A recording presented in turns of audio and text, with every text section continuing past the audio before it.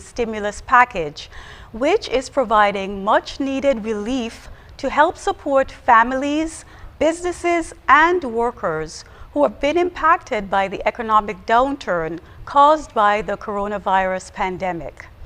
Many of you probably remember that this generous stimulus package was launched the same day that Leadership Matters debuted its very first episode on Tuesday, March 24th. Tonight on Leadership Matters, Prime Minister Dr. the Honorable Timothy Harris, who is Minister of Finance, will discuss the implementation of the relief package, which happens to be the largest COVID-19 stimulus plan mounted by a Caribbean government. Joining the Prime Minister are the Financial Secretary in the Government of St. Kitts and Nevis, Mrs. Hilary Hazel, Deputy Financial Secretary, Mrs. Sylvia Manning Gums, and CEO of Social Security in St. Kitts and Nevis, Mr. Antonio Maynard.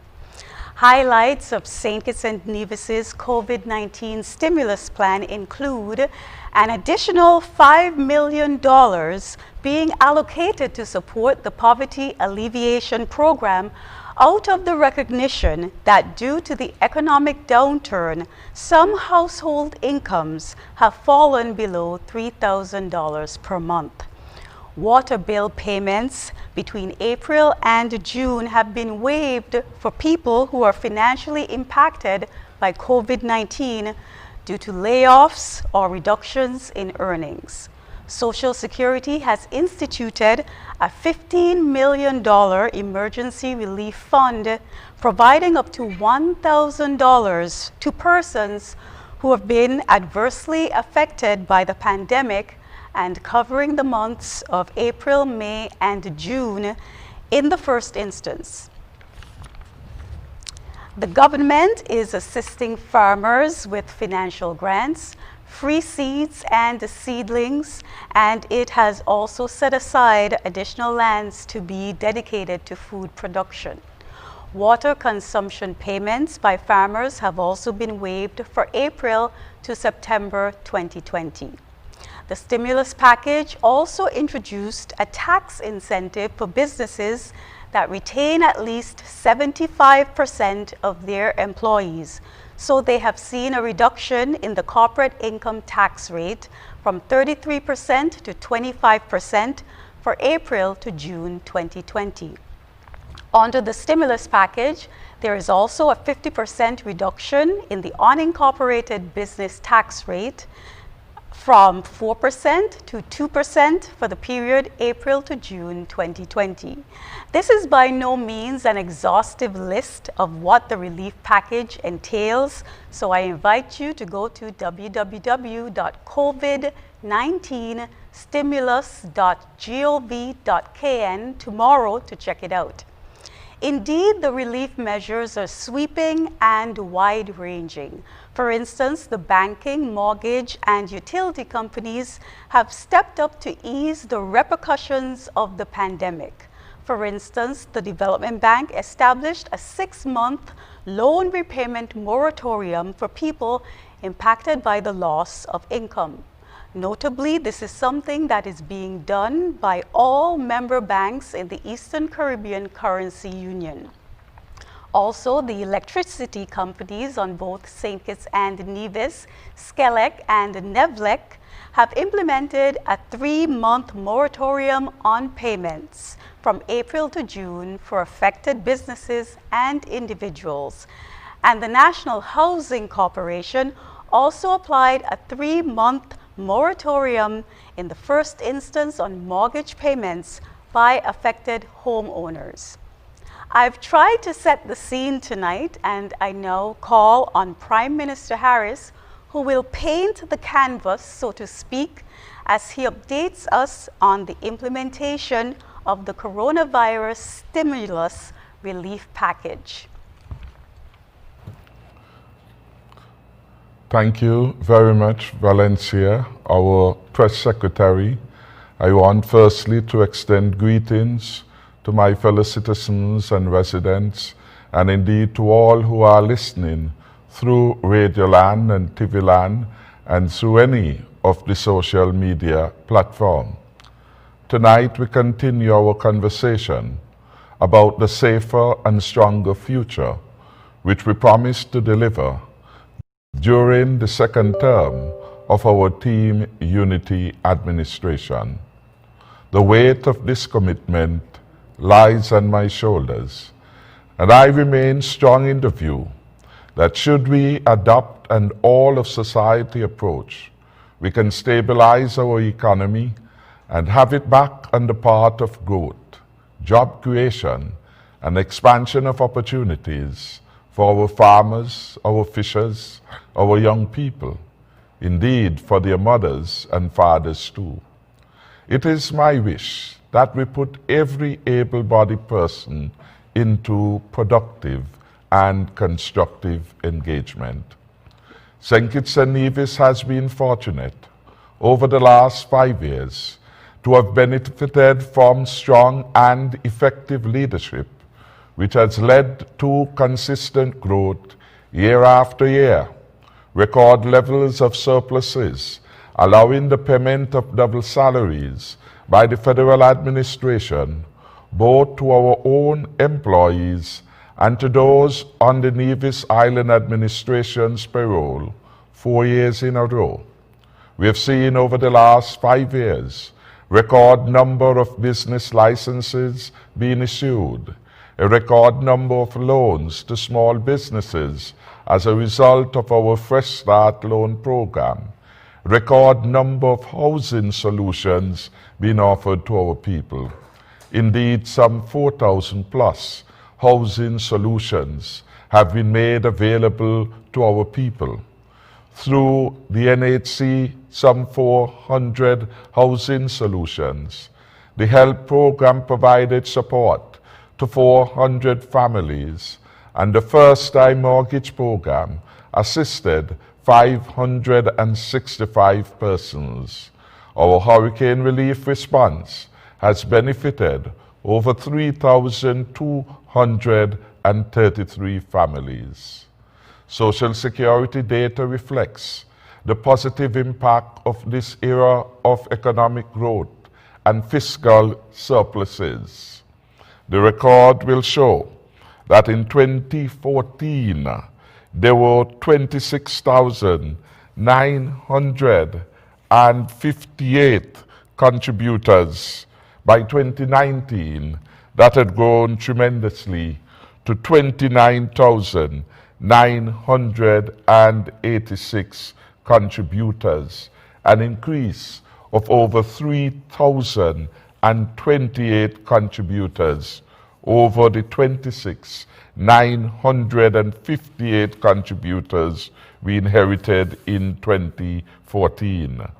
The number of employees grew from 27,600 in 2014 to a best ever record at the end of 2019 at an average of 29,160 persons. The self-employed data reflect that the contributors there grew from 982 in 2014 to 1,374 in 2018. Total wages, which stood at $790 million in 2014, would reach the $1 billion mark under my leadership in 2018, the highest record of earnings in the Federation. In sum, the growing economy under Team Unity reached people, real people, in the alleyways and the byways, in the rural communities, in Bastia, in Charlestown. We presided over inclusive growth.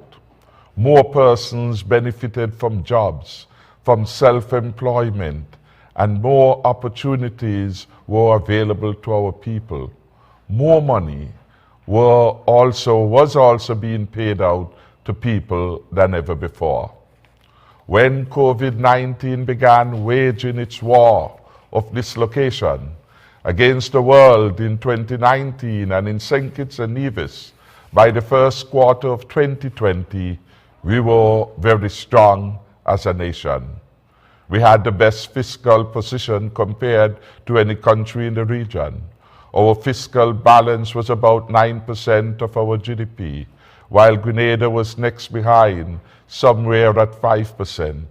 And we had close to over 30,000 persons on record. COVID-19 came with its turmoil, undermining our economy. It shocked our society, and it caused us to rethink life and living. Thanks to the brilliance and patriotism of our health experts, we have weathered the first bout of COVID-19. No deaths, no admissions, and those who have been tested positive have recovered nicely. COVID-19, of course, started as a health pandemic, and it has now morphed into an economic recession with huge consequences of unemployment, poverty, social retrogression, and the reversal of growth around the world.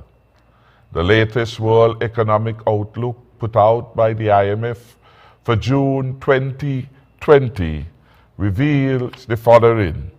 The world output, which stood at 2.9% of GDP in 2019, is now being projected at 4.9% negative in 2020. The largest and most powerful economy, United States, recorded growth of 2.3% in 2019. In 2020, growth is projected to decline by a massive 8%. For the Euro area, growth in 2019 was recorded at 1.3%. For 2020, it is estimated that growth will fall by a massive 10.2%. United Kingdom recorded growth of 1.4% in 2019, and in 2020, the growth is projected at negative 10.2%. Canada recorded growth at 1.7% in 2019. For 2020, it is expected to record negative growth of 8.4%. Latin America and the Caribbean, at near nil growth in 2019, is projected for 2020 to experience negative 9.4% growth. So the story is the same, that COVID-19 basically has challenged and destabilized all economies. Across all geographical economic classifications of advanced economies, emerging markets, and developing economies with its sub-regions of emerging and developing Asia, emerging and developing Europe, Latin America and the Caribbean, the Middle East and Central Asia, Sub-Saharan Africa, low-income and developing countries. I promise to lead our people of St. Kitts and Nevis to the Canaan land, the metaphor for a better place post-COVID-19. Tonight we will be focusing our thoughts on our own realities, but more so on our future, how we make it to the stronger future. We will bring an institutional and people response to the crisis. Our government, our parliament, and our people are all that we have at this time. To contain the destabilizing impact of COVID-19, we announced the largest and the most comprehensive response on a per capita basis to COVID-19. To mitigate the impact on our people, we announced a $1,000 grant by Social Security. The $500 PAP program was to be extended. We waived water charges for 3 months in the first instance. We instituted a moratorium on electricity bills for 3 months, a moratorium on mortgage payments for 6 months. Indeed, we put the people first, and in particular, those most severely hit by COVID-19. To mitigate the impact on our institutions, and in particular our institutions of business, we announced a reduction of corporation tax from 33% to 25% over the pertinent period we are now considering. We announced further reduction in taxes on unincorporated business, a massive reduction of 50% from 4% to 2%. For the medium and long term, we said that we will reset and prioritize agriculture. By agriculture, we make reference to crops, livestock, and the fisheries sector in particular. And our interest then and now is on maintaining food security and indeed improving on it and enhancing the income flows to our farmers and fishers. Since that time, we can say that 135 acres of land have been made available from the 400 acres of land which we redeem from the land for debt swap arrangement. Our farmers have benefited from free batical treatment for the animals, the fencing of wires, seeds, and seedlings, and free harrowing services. We also announced that for the medium term, we would want to jumpstart construction, and in this regard, we made $30 million, or we pledged them, to support through those who are interested in home financing via the aegis of the Development Bank. We pledged then, way back in March the 24th, that we will provide support to small businesses via a Fresh Start program with a tranche of $5 million. There are other areas which we are looking forward to help in the jump-starting of our economy. And these areas will include ICT, our CBI program, the financial services sector. All these we wish to become more effective as growth drivers, and they will be the subject of dialogue with critical stakeholders, including the Chamber of Industry and Commerce. Indeed, before the onslaught of COVID, we had started that dialogue with the Chamber of Industry and Commerce, the banking and financial stakeholders, and we will widen the consultations and discussions to involve the workers' movement in the near future. In terms of other institutional responses to the COVID-19, we are delighted that the Social Security has come on board.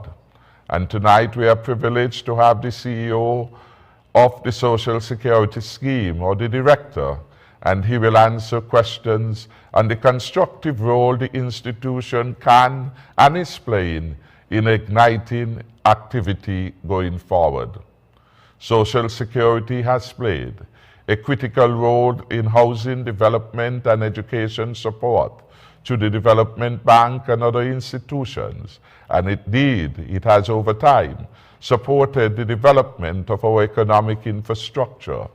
The second cruise pair come quickly to mind, as would other projects on the island of Nevis and on the island of St. Kitts.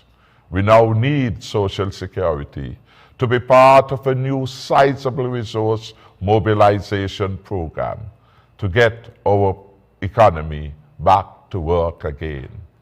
Indeed, it is my view that we must again reimagine the role of socioeconomic institutions in the task of nation building by our people. We must not continue to expect others to do for us what we must now do for ourselves. In this regard, again, I want to recognize that the Development Bank has played a constructive role in education, being the largest provider of student loans in our country. It has filled the void in housing and in small business support.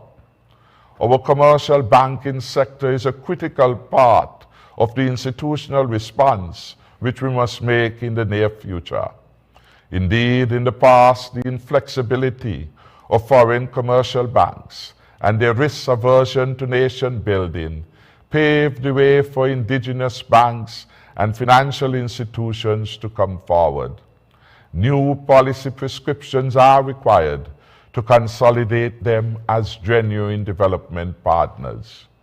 We are grateful nonetheless that the commercial banks supported the recommendation from the Monetary Council through the ECCB to grant a 6-month moratorium on all mortgages. I am advised that there were 2,531 beneficiaries of the deferral relief or moratorium program across member institutions. This is significant. Over 2,531 persons benefited in having their mortgage payments deferred. I am further advised that deferrals were provided collectively on over $258 million in mortgages. So this, of course, has been a significant relief. Turning to the manufacturing sector, which has always been an interesting part of the socioeconomic activity in St. Kitts and Nevis. One would recall that St. Kitts and Nevis is the largest exporter of manufacturing products from the OECS and Barbados, and that reality has been in existence for a very long time. I am pleased to report that our manufacturing sector and our enclave manufacturing sector in particular is making steady progress in putting our people back to work. Since COVID-19 and the closure of a number of our factories, all 7 major export manufacturers are now back in business. 720 employees are back to work out of a total of 982. That is 73% of manufacturing workers are out to work. We expect by October, more workers will be back on the job as the employers satisfy the protocols established by our National Emergency Operating Center, or the NEOC. I want just very briefly to look at some of the data that has been made available to me by the NEOC with respect to the situation pertaining to the critical or the largest manufacturing employers in St. Kitts and Nevis. Jaro Electronics, the manufacturing sector, had a total staff of 300, of which 156 already at work. Jaro is currently operating 1 shift. Cajola Cristado has a total pool of 205 employees. The number currently working stands at 158. 47 of its employees are at home. Cajola Cristado is operating 2 shifts. API Harrow Server has 225 employees, or had at the time of COVID-19. Presently, 183 of them are back to work. Harrow Server is operating 1 shift. The Carib Brewery has an employee base of 140 persons. To date, 135 are now back on the job. Electrofab had 69, 45 of whom are back to work, and Electrofab Limited is operating 1 shift. St. Kitts Brushes had 35 employees, 35 are back to work.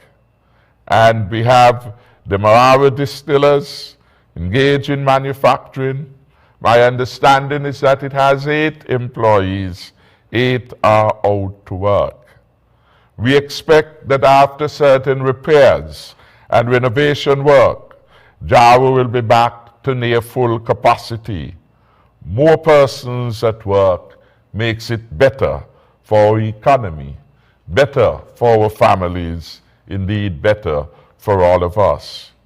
I want to make it clear that the workers have returned under new protocols at the workplace, and by and large, the protocols would require that there be enhancement in terms of sanitation, respect and compliance with social distancing rules, new arrangements for lunch and for gathering at the workplaces. We have been able to do all of this in an orderly way and to get our people back to work. I think this speaks well to our people, our workforce, and to the high quality of engagement and response from the National Emergency Operation Center. Of course, some of the workers who have underlying conditions by the rules would be required to work from home. And so the at-home statistics would reflect some of that element. The other sector which I want to look at briefly is the agriculture sector. And I can report that to date, we have spent just about $5 million on fisheries, crops, and livestock subsectors under the rubric of agriculture. We have harrowed over 120 acres of land, fenced many farms, provided seeds and seedlings free of cost to over 90 farmers. Over 900 trays of sweet peppers have been provided free of cost to farmers, 96 trays of melons, and 192 trays of squash have been distributed to farmers. Our fishers have and will continue to receive fishing wire, hooks, ropes, fish traps, fishing line, and safety equipment. In sum, therefore, since we have unveiled our stimulus package, we have in fact had the benefit of nigh over $80 million of that amount already expended through the government and the various public sector entities that have been part and parcel of this process. We have excluded from that computation the significant number of persons who would have benefited from moratorium arrangements. Tonight, I want to again bid special welcome to the three other panelists who have joined me and will provide further information and insights and be available to address the questions as they come. Our Financial Secretary, Mrs. Hillary Hazel, our Deputy Financial Secretary, Mrs. Sylvia Manning-Gums, and the Director of Social Security, Antonia Maynard. I bid them welcome and again say thank you to all those who are viewing this program. I hope, as all programs have been, this one will be quite informative. You will learn a lot about what is happening in our country, and you will be able to make informed decisions. It has been a singular honor for me to serve St. Kitts and Nevis as the third Prime Minister, and I continue to pledge that I will do all that is humanly possible to advance the just cause, to advance progress, and to advance development in St. Kitts and Nevis. My aim and my desire is to make our beloved country the model of the best managed small island state in the world. Working together in the all-of-society approach, which have proven so effective and efficacious in the outcome in our fight against COVID-19, I am encouraged that we can. We can make it to the Canaan land, and we certainly can, working together, make St. Kitts and Nevis our Garden of Eden, welcoming those who would wish to come, to be part of a country that represents the best place to live, the best place to raise family, and the best place for people to come together. Thank you very much. Thank you very much, Mr. Prime Minister, for such an important update. When we come back from a short commercial break, the Financial Secretary will deliver her opening remarks, followed by the Social Security CEO. The Deputy Financial Secretary is on hand to answer your questions along with the other panelists. Speaking of questions, I'd like to give you the numbers to phone. They are 1-869-466-2666, 662-8674, 767-4765, and 1-239-645-4500. Questions can also be sent via WhatsApp to 869-661-5683. We'll be back.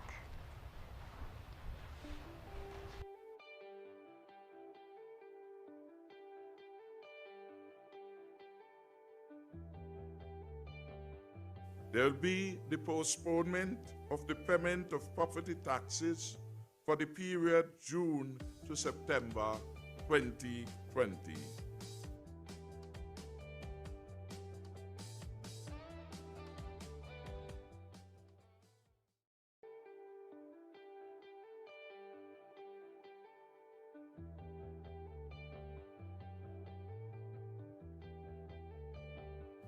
There will be fresh sums invested in the popular Fresh Start program to assist the poor and marginalized youths by providing access to capital to fund small and medium-sized business projects.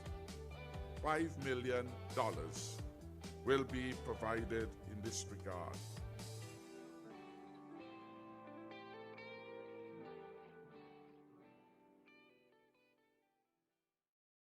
I am Officer Donnelly Liebert Shiverton. Do you want to travel and don't have private transportation? Here are some travel safety tips to keep yourself and the persons around you safe from the coronavirus. When venturing out in public, it is recommended that you wear a mask at all times. Sanitize your hands before and after entering public transportation. The bus operators are also encouraged to sanitize their buses after each trip. Remember, always practice good respiratory hygiene. That means refraining from touching your face with unwashed hands. Always practice physical distancing. To maintain physical distance, the government of St. Kitts and Nevis stipulates that only 2 passengers are allowed per row. That is, 1 passenger on each end of the bus row, while 1 passenger is allowed to sit up front with the driver. This means that only 9 passengers are allowed in a passenger bus. Remember, stay safe, travel wisely as we work together to flatten the curve.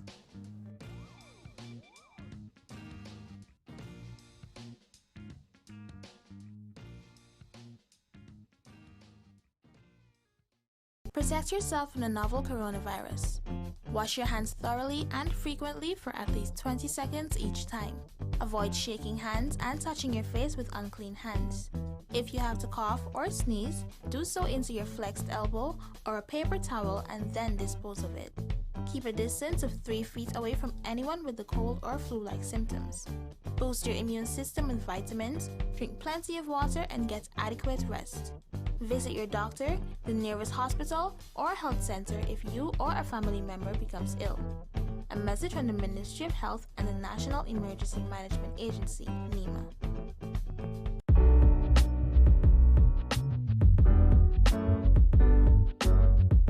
Before touching the mask, clean hands with an alcohol-based hand rub or soap and water. Take the mask and inspect it for tears or holes. Orient which side is the top side, where the metal strip is. Ensure the proper side of the mask faces outwards, the colored side. Place the mask to your face. Pinch the metal strip or stiff edge of the mask so it molds to the shape of your nose. Pull down the mask's bottom so it covers your mouth and your chin. After use, take off the mask. Remove the elastic loops from behind the ears while keeping the mask away from your face and clothes. To avoid touching potentially contaminated surfaces of the mask, discard the mask in a closed bin immediately after use.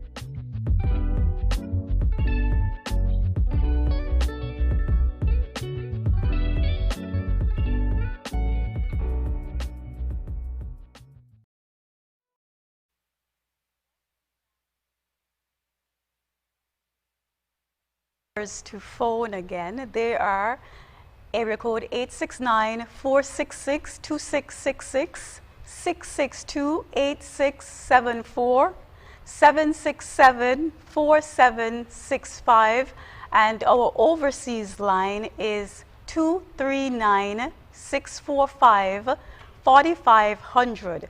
Questions can also be sent via WhatsApp to 661-5683. We will go right to the Financial Secretary, Mrs. Hillary Hazel, now for her opening remarks. Thank you, Valencia. Honorable Prime Minister, fellow panelists, listening and viewing audience of tonight's Leadership Matters session, a pleasant good night. Currently, we have a situation globally and in the Federation where uncertainty dominates the economic landscape. But tonight, for my brief remarks, introductory remarks, I would like to concentrate on some thoughts coming from the Ministry of Finance in respect of economic recovery and transformation. Currently, there are two viewpoints that are being shared in terms of the trajectory of the global recovery. And we find these to be very instructive for the Twin Island Federation, where there is an optimistic viewpoint and a pessimistic viewpoint. Under the optimistic viewpoint, we see that the recovery may take the form of a deep recession followed by a quick recovery after the lockdown has been eased. In the pessimistic view, we see the possibility of a deep contraction, and then we have an uptick resembling a recovery, and then we see a contraction again before we can return to normal.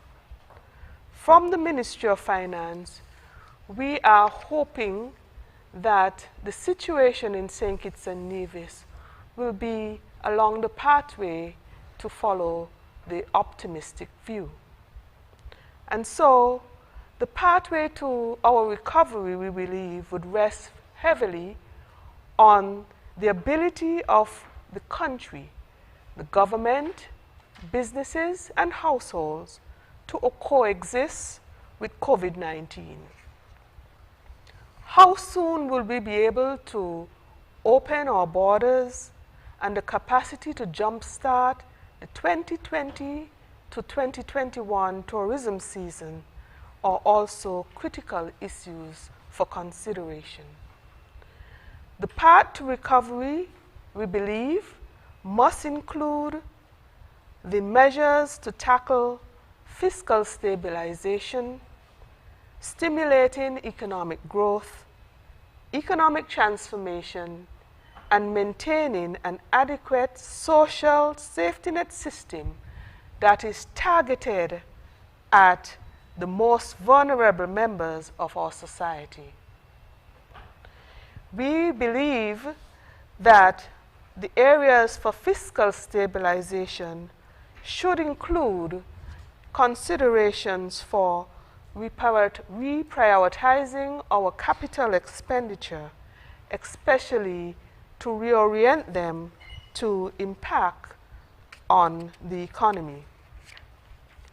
We also would look at increased coordination between the allied ministries and other entities in the public sector to ensure delivery of services to our needy families and households. That is, to help strengthen the social safety net programs that are indeed being delivered by the government.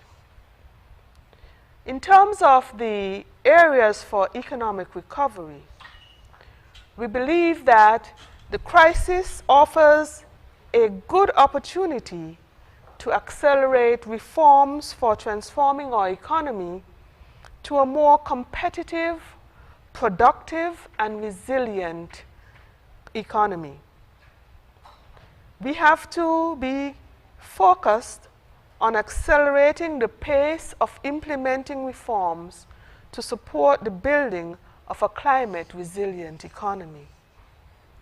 I know that the focus currently is in terms of responding to COVID, but we are not so distant in our memory for us to remember that we are living in a zone where quite easily our successes can also be challenged by natural hazard and weather events. And so focus must remain on building resilience in the economy as it relates to the whole idea of mitigating against natural disasters. We have also to focus on implementing reforms that are necessary to accelerate economic transformation. And part of the government's strategy for achieving this would be to focus very sharply and on adopting a pro-growth approach to the development of the capital program for the 2021 budget. We are also looking at, as you've heard from Prime Minister earlier, leveraging the platinum brand of the CBI program, where we are hoping to introduce new CBI products and also some legislative reforms to help drive CBI business. We have to focus on our human resource capacity and develop our people so that they are able to help with the accelerate the transformation process. Our people are our most important resource, and so therefore we cannot see a pathway towards recovery and transformation of our economic situation without our people. In terms of the way forward as well, the government has instituted over time a healthy agenda for legislative reforms. These would need to be continued in order for us to achieve our goal, and as the Prime Minister puts it, our promised land. The digital transformation is another core element of the pathway forward. And so, given these broad areas, we expect to see focus and clear emphasis on driving construction, building out our potential for agriculture. We have the whole issue of transforming the economy through the introduction of cannabis-related businesses, adopting renewable energy, as well as a laser-like focus on building the financial services sector. It is clear for us that there are many measures that the government would have to implement. The government cannot do it alone. And so the private sector would be an important player that we would need to partner with the public sector to ensure that we are able to make the sort of inroads that we would need to make in terms of the recovery of our economy. Additionally, we believe that it is possible to identify and agree on the main initiatives to be implemented over the short term, medium term, and the long term. We have to ensure that St. Kitts and Nevis rebounds from this episode of contraction in economic activity. We are in a good position to ensure that our economy comes roaring back to a move ahead with our transformation to the benefit of all our citizens and residents.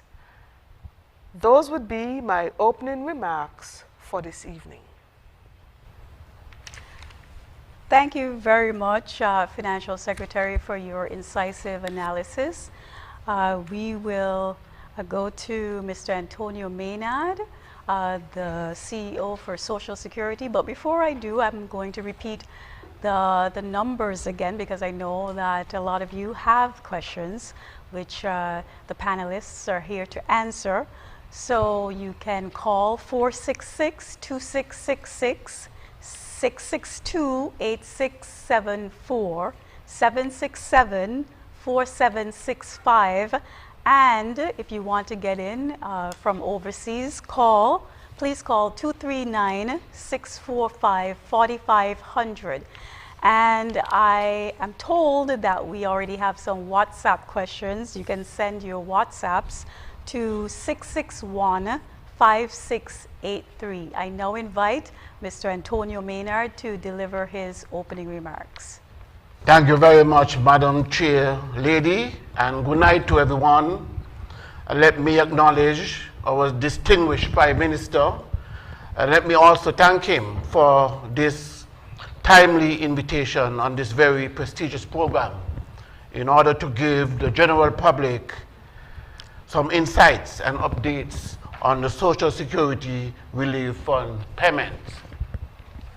Management were given a mandate from the Board of Directors to pay up to $1,000 per month for 3 months in the first instance to each employee, including self-employed persons who have been laid off or became unemployed as a result of the impact of COVID-19. In managing this process, we received a total of over 8,000 applications for employees through the Department of Labor for verification and processing, representing a total of 849 employers as at the 15th of June 2020, while another 1,568 self-employed applications were submitted to the Social Security head office directly for processing and payments. It is also important to note that our compliance department discovered over 2,000 duplicated applications apart from what were actually processed.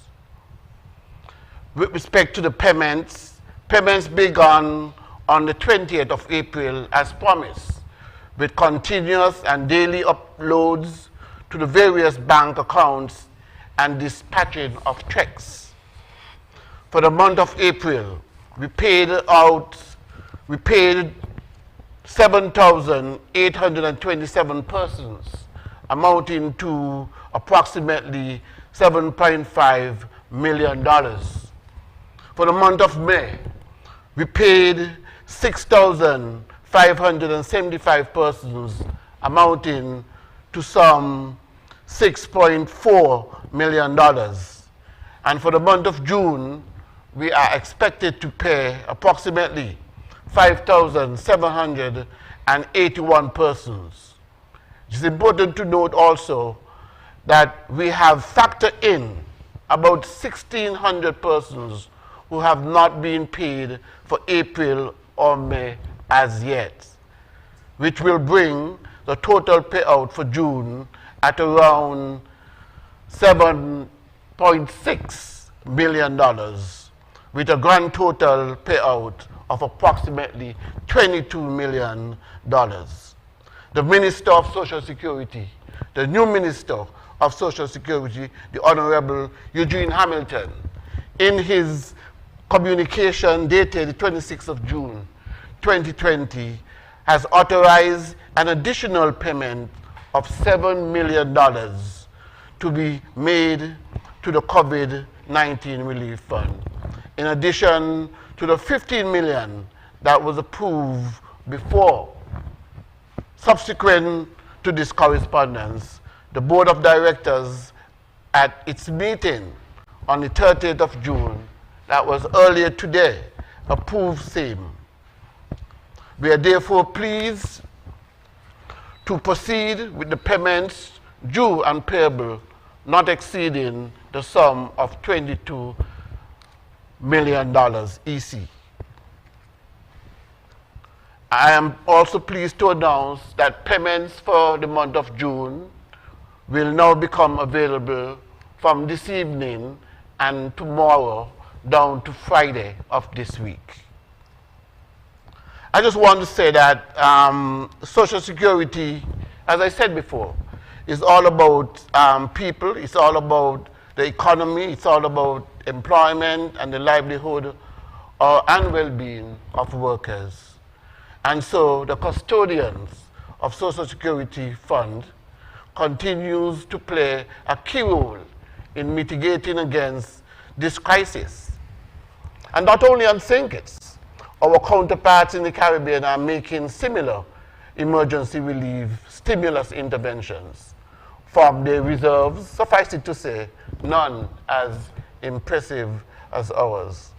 It is also important to note that this is not a regular benefit payment, but instead a gratuitous intervention, a relief emergency payment, if you wish, to assist affected persons in this economic crisis that we are facing, in this pandemic situation. The decision by the Social Security Board to pay these COVID-19 relief funds is fully legal and in good